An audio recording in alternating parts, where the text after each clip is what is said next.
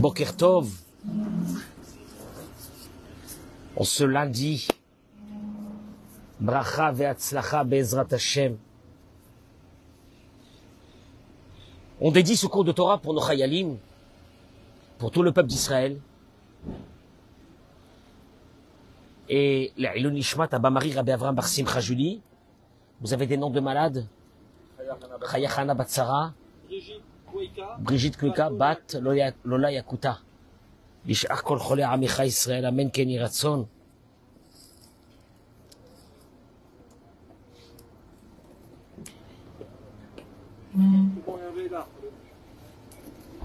Ce matin, vous pouvez mettre les noms des malades, s'il vous plaît, et partager ce cours de Torah,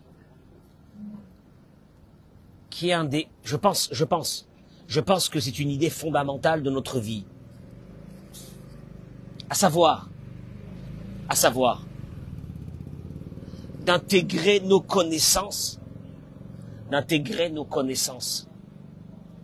à l'intérieur de ce cœur, qui lui gère notre vie comme il veut.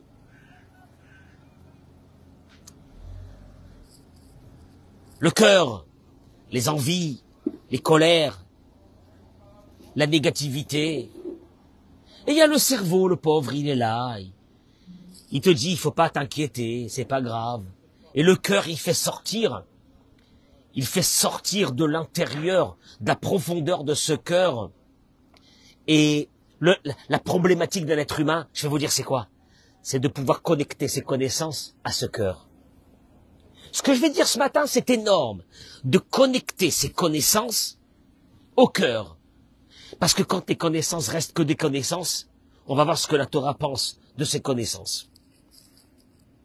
J'ai découvert ça à travers, et vous allez voir que ça change une vie, hein, ça change une vie.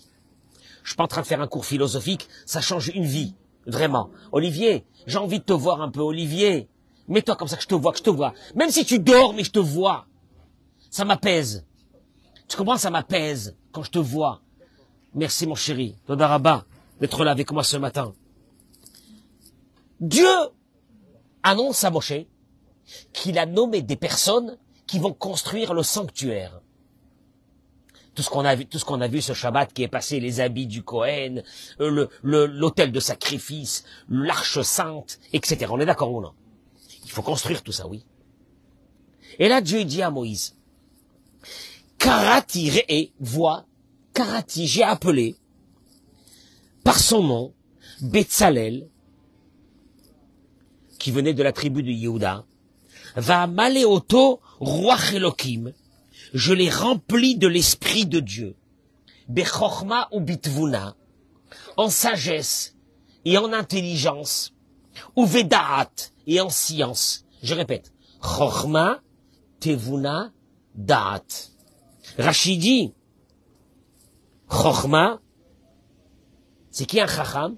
C'est celui qui écoute des autres et il apprend. Tevuna, Bina, Mevin davar belibo mitor devarim shelamat. C'est la compréhension d'une chose par sa propre intelligence en partant de ce qu'on a appris. Une déduction. J'ai appris des valeurs. Après, ces valeurs me permettent de déduire sur d'autres choses de la vie. On appelle ça bina. Ou Bédaat. Et en science, Rashi, il dit Ruach HaKodesh. Tu sais c'est quoi Ruach HaKodesh? Je vais te dire en 2 mots c'est quoi Ruach HaKodesh. C'est de pouvoir connecter le cœur à la connaissance. La connaissance au cœur. Connaissance. Ruach HaKodesh. Tu es rempli d'un esprit divin. C'est quoi un esprit divin? On appelle ça dans le langage de la Torah Da'at. Chorma, apprendre des autres. Bina, déduire sur d'autres choses qu'on t'a pas appris, mais tu déduis de là comment il faut se conduire. Et après, il y a une chose qui est extraordinaire, mais elle est fondamentale. Elle s'appelle Da'at. Da'at veut dire Ruach HaKodesh. Ruach HaKodesh, tu sais quoi? Être habité de l'Esprit Saint. Tu sais c'est quoi être habité de l'Esprit Saint? C'est de pouvoir connecter ce cœur qui est rempli, Baruch Haba, mon chéri, qui est rempli d'envie. Vous allez voir ce que dit Rabbi Nathan de Breslev par rapport à ça. Rempli d'envie de le maîtriser avec les connaissances du cerveau. Ben, on va voir que c'est pas facile. Parce que tu as beaucoup de connaissances dans ton cerveau. Tu as beaucoup d'informations ici. Tu es intelligent. Mais malheureusement, quand tu arrives devant un problème, c'est ton cœur qui prend le relais. Quand la Torah, elle a dit, Bechol levavecha, de tout ton cœur, elle savait ce qu'elle disait. De tout ton cœur. Et vous allez le voir tout de suite. Et là, le pasuk termine. Vani, ine natati ito. J'ai nommé avec Betzalel quelqu'un d'autre qui s'appelle comment? Aholiav. De la tribu de Dan. Ubelev kol chacham lev. Ubelev est dans le cœur de tous ceux qui sont intelligents de leur cœur, qui sont sages de leur cœur. Il n'y a que le cœur.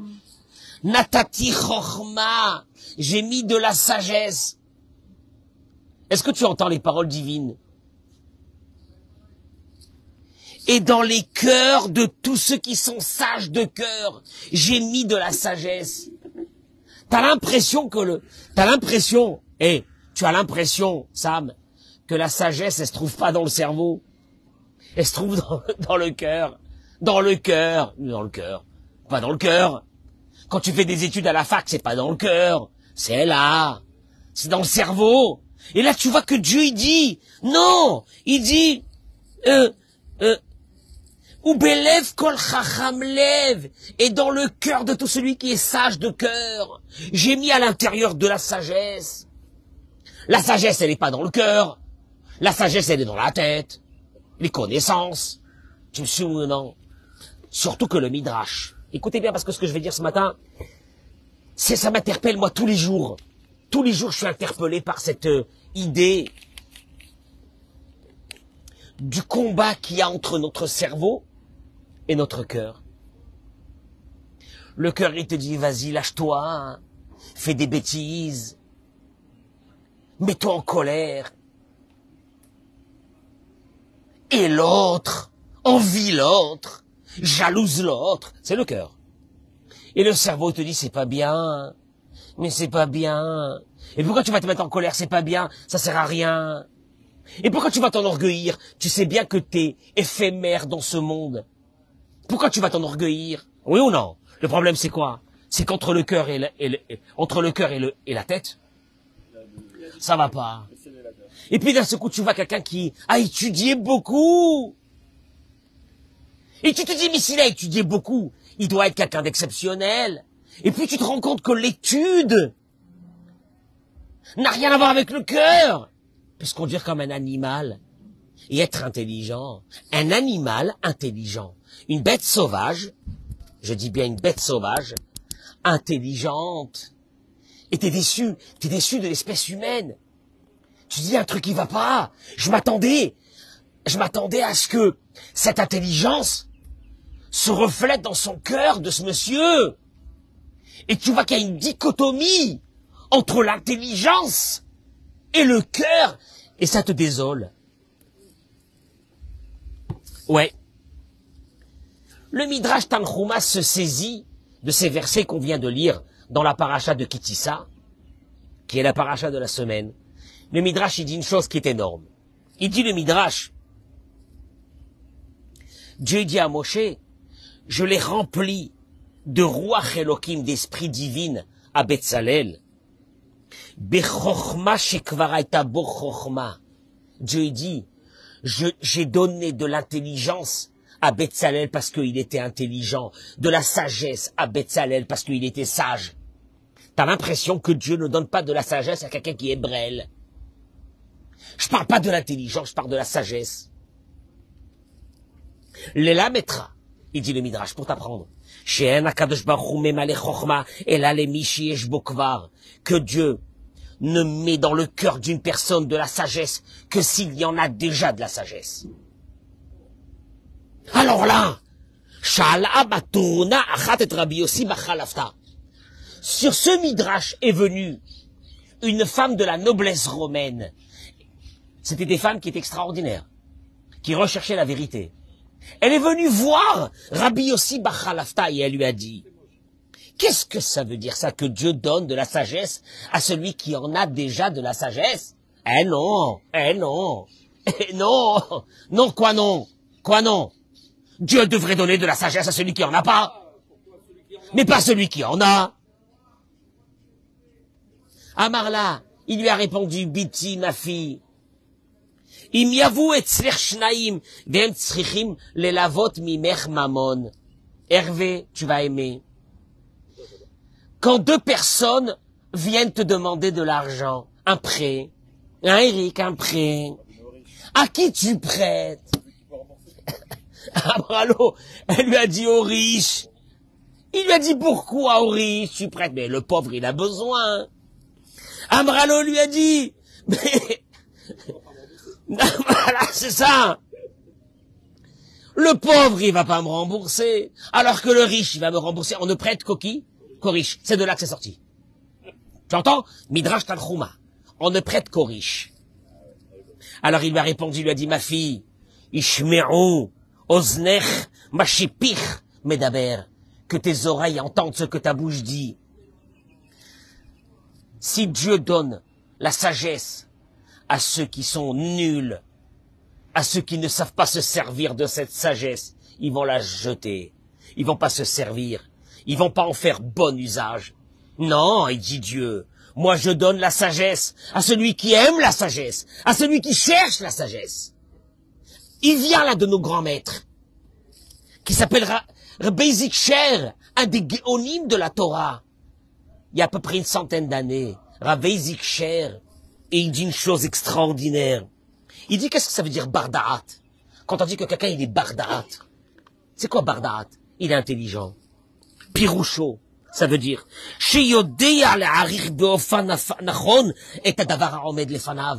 il apprécie la sagesse.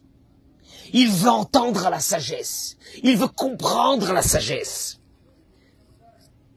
Il dit Rabbi Zikcher, on le voit dans le Talmud, que quand quelqu'un a hérité de son père, on lui interdit de vendre les biens de son père jusqu'à l'âge de 20 ans.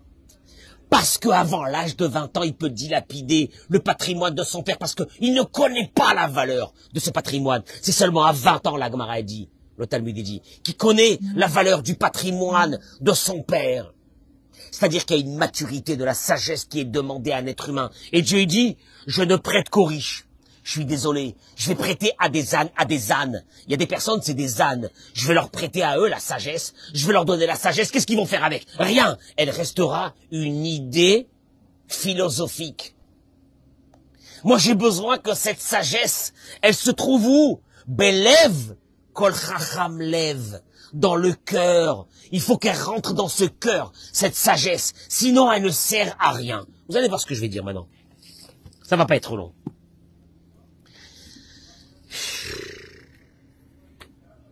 Hier soir, j'étais dans ma voiture.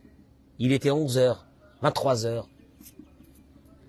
Et j'étais dans un endroit, j'attendais quelqu'un. Et j'ai ouvert ce livre.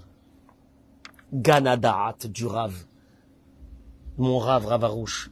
Ah, c'est fabuleux ce qu'il dit, c'est fabuleux.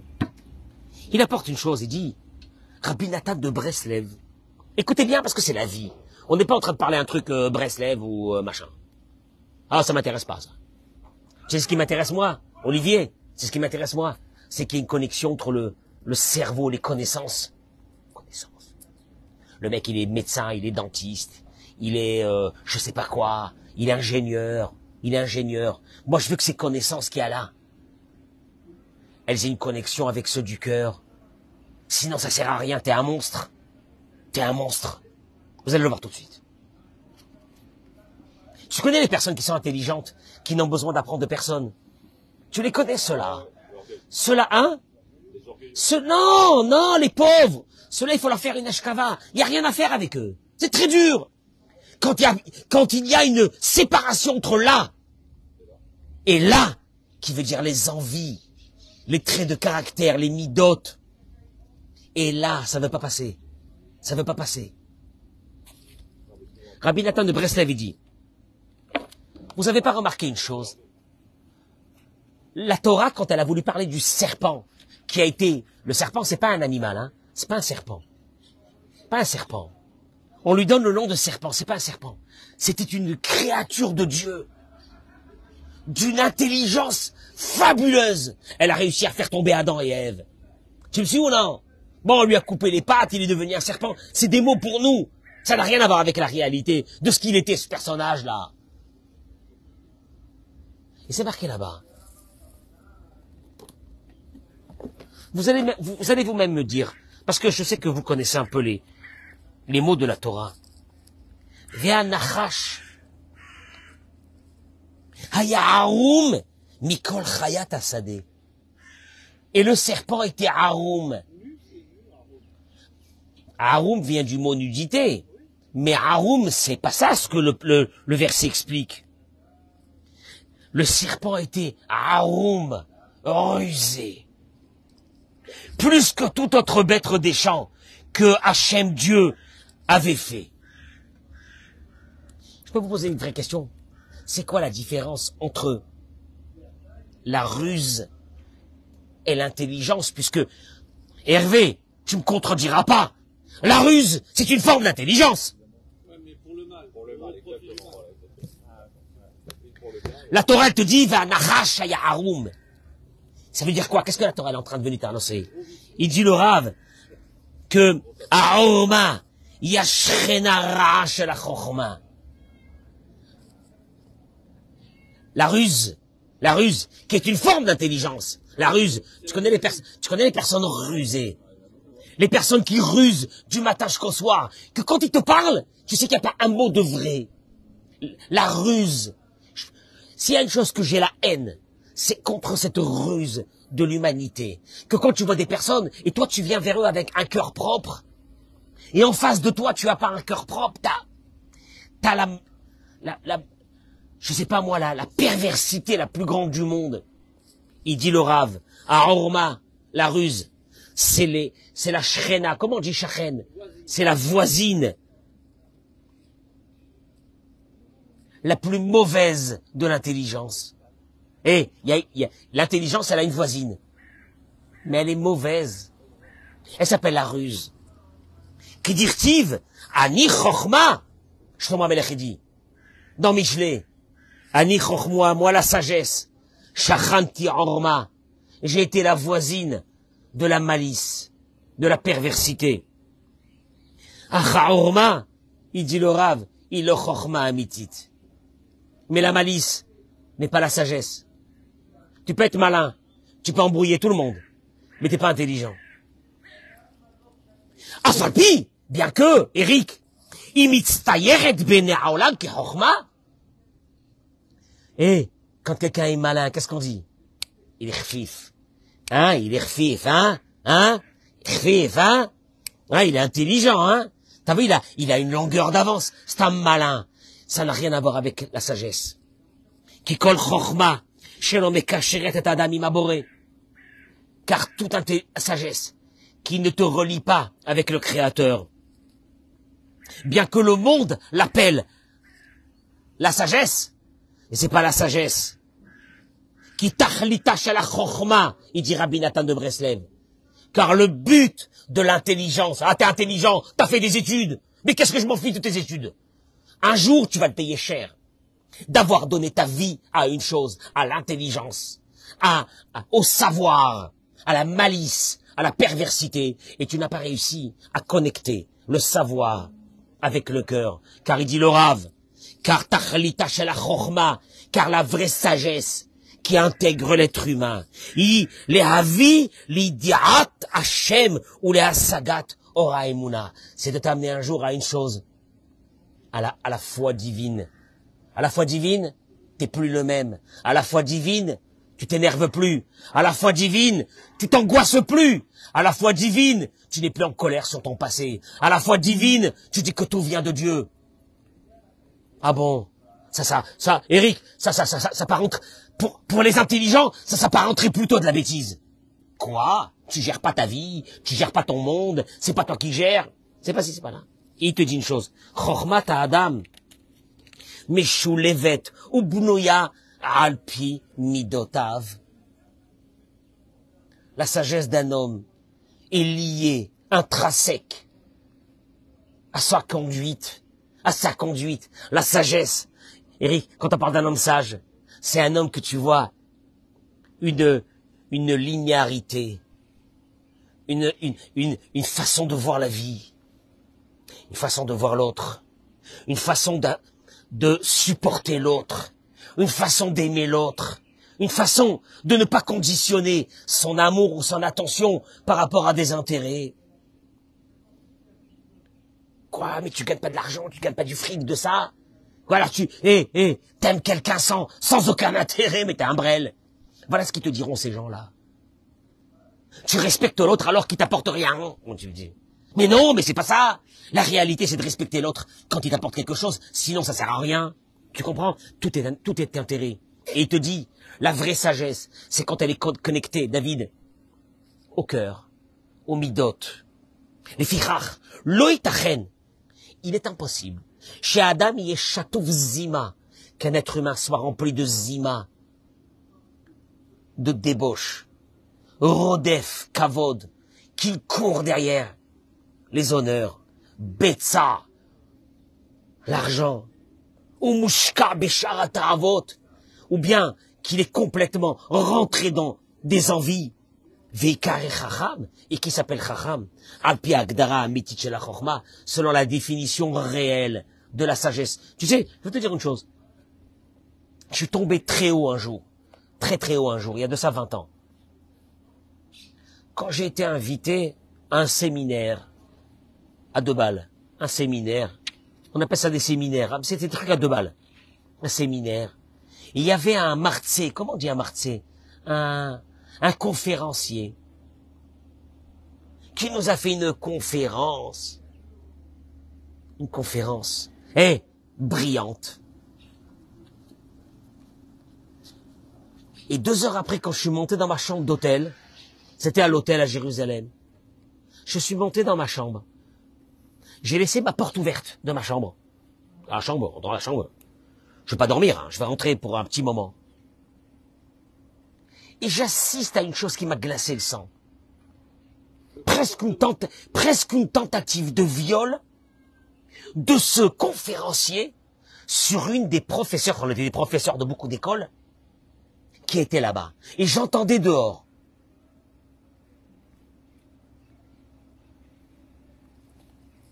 Je suis sorti. Et je lui ai dit, en fin de compte, t'es qu'une pourriture, remplie de savoir. Et je lui ai dit, sache une chose, à partir d'aujourd'hui, vous et tous les conférenciers que vous êtes là, je n'écouterai plus une seule conférence.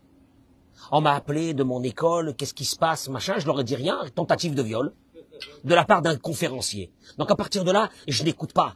La sagesse ne m'intéresse pas, si cette sagesse n'est pas connectée avec la bestialité qui est à l'intérieur de toi. Bah, t'es intelligent, t'as fait des études, mais t'es une bête sauvage. Voilà. Il s'est retrouvé avec eux. Je l'ai entendu pratiquement en train de pousser cette femme pour essayer de la violer à l'intérieur de sa chambre. 2 heures après sa conférence. Tu comprends qu'il y a 2 êtres humains. Celui, c'est horrible. Ça m'avait glacé le sang. Grande conférence, connaissance et savoir. Mais quelle dichotomie entre ce savoir. Est-ce qu'il était lui-même une bête sauvage? Il dit, parce que la définition de la sagesse dans la Torah, Chacham lève, maintenant tu commences à comprendre c'est quand Chacham lève. Sagesse de cœur. Dieu, il a dit, moi, que la sagesse de cœur, c'est celui qui a connecté son savoir avec son cœur.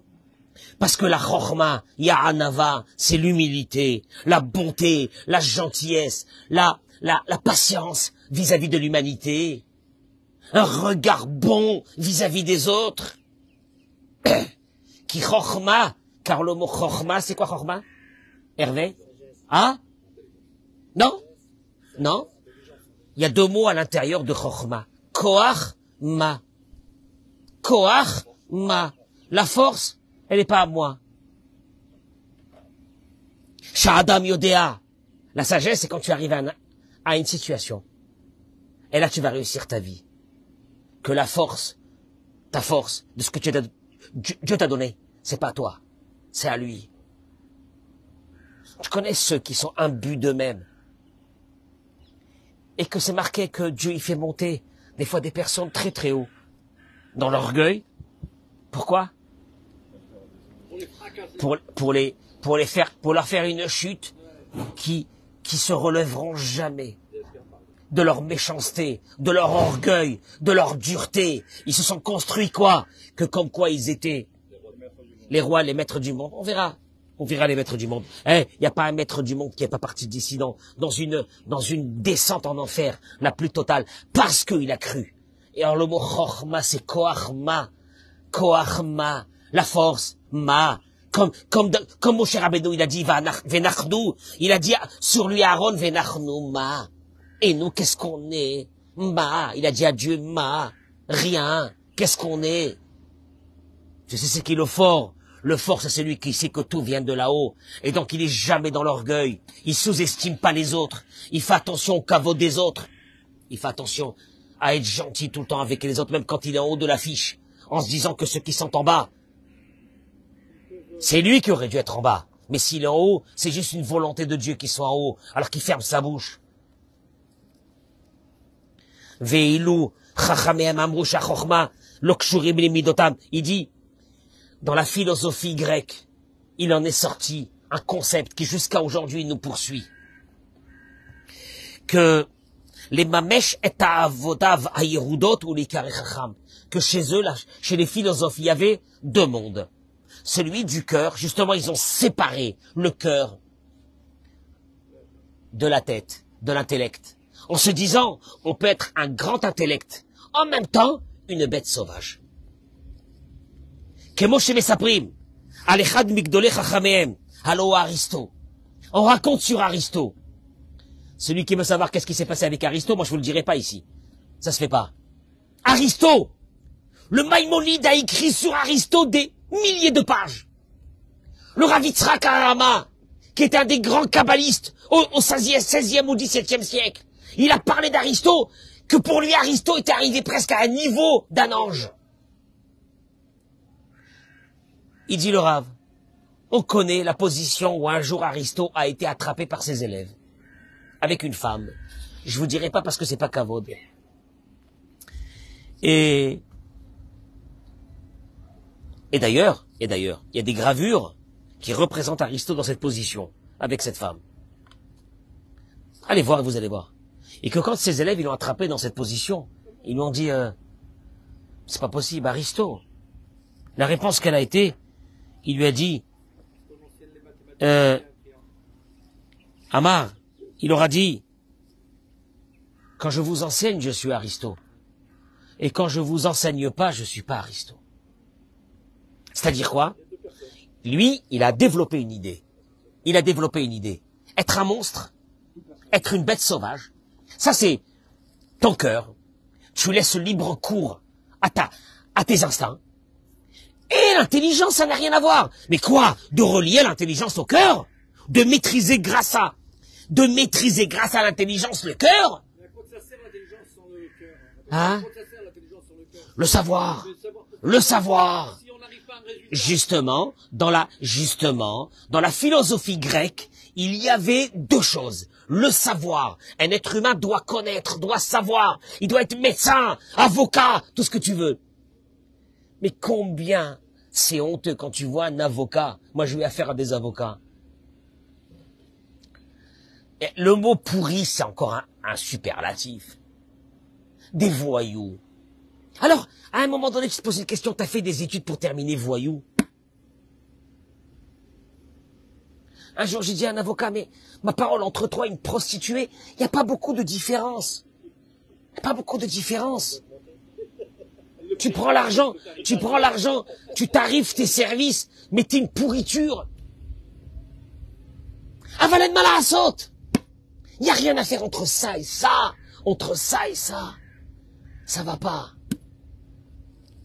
Léor Amour, il en sort. ההבדל העיקרי בין חכמי ישראל לחכמי אומות העולם, la différence entre nos sages à nous, nos rabbanim, nos gedolim, quand tu vois le rabbi, quand tu vois une vidéo du rabbi, t'as envie de pleurer. Tu vois un homme qui est devenu un ange, une connaissance. Je vous assure que la majeure partie des personnes qui disent le mot le rabbi ne savent même pas un quart du quart de ce qu'était le rabbi. Quand je tombe des fois dans des écrits du rabbi et j'arrive pas. C'est trop dur. Ses connaissances sont trop vastes. Je peux pas. Il va me tuer, il m'amène d'un endroit à l'autre. Je vais rester sur une ligne 10 jours. Je peux pas. Il était là, à recevoir chacun, en leur donnant $1, en passant du temps, en encourageant les gens, en souriant à chaque être humain. Et tu te dis, c'est beau. Qu'est-ce qui est beau? D'un seul coup, tu te dis, c'est beau. Pourquoi c'est beau, Hervé? Quand tu vois, nous en France, on a eu Rav Sitruk, Alav Shalom, un savoir, mais ce savoir était connecté avec un cœur. Mais quand tu vois des personnes, c'est des philosophes. Mais il y a rien. Tu es déçu de comprendre que cette connaissance n'a pas fait un travail à l'intérieur de l'être humain, c'est-à-dire dans son cœur. Et il te dit, les Shitatam, pour ces nations, Yacholiot Adam Gaon Atsu, un être humain peut être un génie. Lamrot Shalef Shelo Metunaf, il a un cœur, Metunaf en hébreu veut dire des égouts.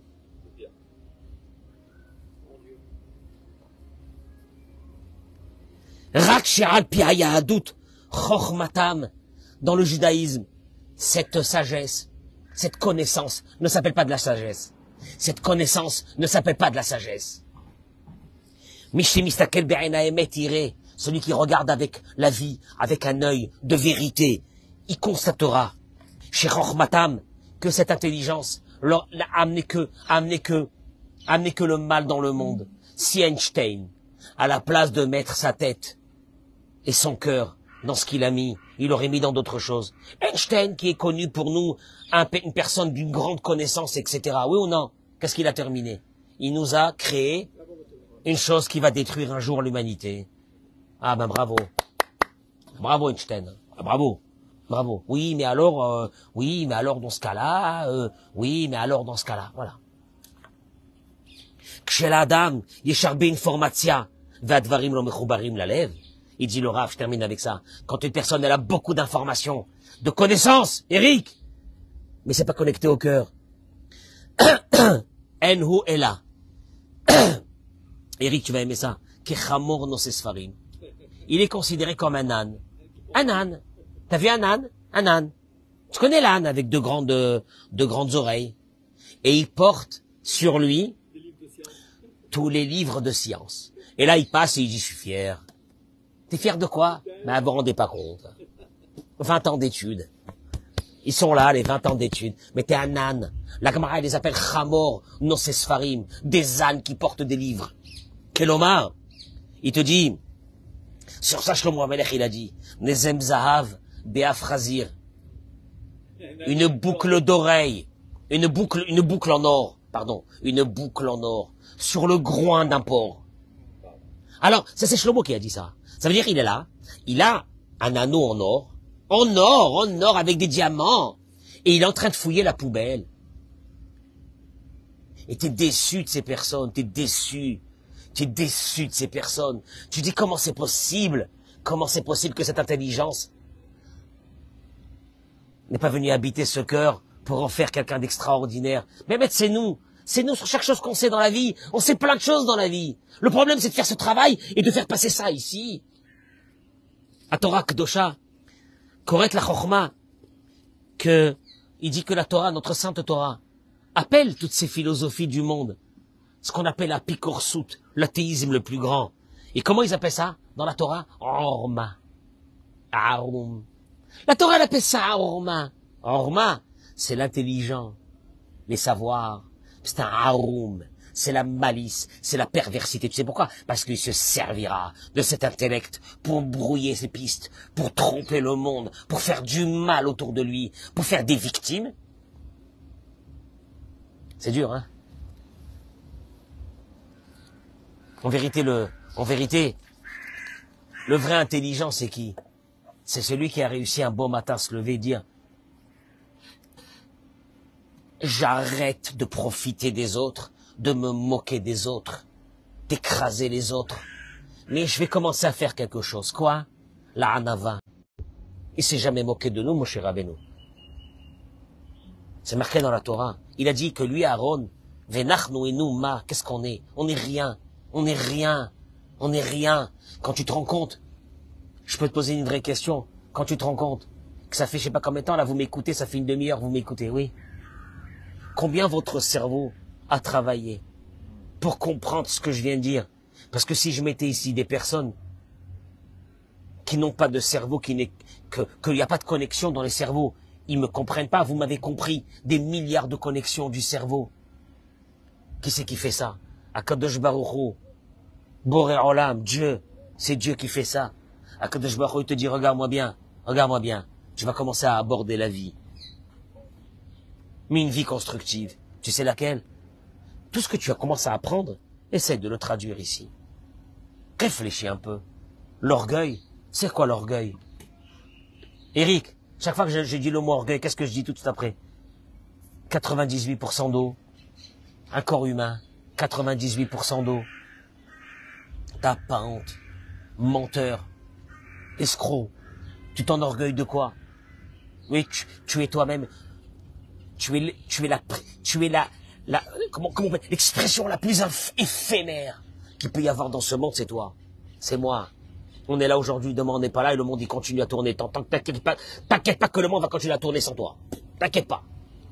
Tous ceux qui ont pensé que le monde n'allait pas continuer à tourner sur eux, ils se sont trompés. Le monde a continué à tourner. Que tu sois la personne la plus exceptionnelle du monde, le monde va continuer à tourner sans toi, t'as pas honte. Alors je vais te dire un truc. Tu vas commencer à vivre avec un peu de Emouna. Il dit Rabbi Nathan, la Emouna est la preuve que l'intellect s'est connecté au cœur. Et oui, la Emouna c'est quoi? La Emouna c'est que tu commences à réfléchir sur la vie. La Emouna c'est que tu commences à réfléchir sur toi-même. La Emouna c'est que tu commences à réfléchir que les épreuves que Dieu t'a données, on les accepte. La Emouna c'est que, et ça rentre à l'intérieur de toi. Et ce muscle qui s'appelle le cœur, il commence à travailler. Et puis d'un seul coup, un bon matin, tu te lèves et tu es moins angoissé. Tu es moins en colère. Tu apprécies ceux qui sont autour de toi. En te disant que ceux qui sont autour de toi, c'est ce que Dieu il a voulu. Que les parents que tu as, c'est Dieu qui l'a voulu. Et que la femme que tu as, c'est Dieu qui l'a voulu. Le mari que tu as, c'est Dieu qui l'a voulu. Et que les enfants que tu as, c'est Dieu qui l'a voulu. Ça, il faut une connexion entre là et là. Là, c'est la Emouna. De tout ton cœur, de tout ton cœur. Non, non, non, non, pas ici, pas ici. Pas que tu apprennes de la Torah. Que tu apprennes de la Torah, tu vas faire des cours de Torah, tu vas faire des cours de Torah, mais tu restes un animal. Tu vas prendre plein de Gemara et tu restes un âne. C'est ce qu'on appelle Bechol Chacham Lev Natati Chochma. Dieu, il a dit dans la paracha de cette semaine. Tu sais à qui j'ai donné de la Chochma? À celui qui avait la sagesse, à celui qui avait déjà de la sagesse dans le cœur. Moi, je dilapiderai pas ma sagesse pour la donner à des personnes qui ont juste un intellect. Non, ça me suffit pas. Moi, j'ai besoin d'avoir des cœurs. Moi, j'ai besoin d'avoir des cœurs. Et bien, de réfléchir à ça. Chaque fois que vous faites quelque chose, réfléchissez. C'est bien ou c'est pas bien? Comment j'ai parlé? C'est bien ou c'est pas bien? Comment je me suis mis en colère? C'est bien ou c'est pas bien? Hein? C'est bien. Ah, le cerveau te dit c'est pas bien. Le cœur il te dit ah ouais c'est pas bien. Elle le mérite hein. Elle le mérite hein. Il le mérite hein. Non non. Fais un travail. Il faut que les deux soient connectés. Le jour où les deux sont connectés, tu deviendras une bombe atomique dans ce monde. Je vous laisse réfléchir sur ça en vous souhaitant une journée extraordinaire. Amen. Chazak Obar. Partagez-moi ce cours. Bracha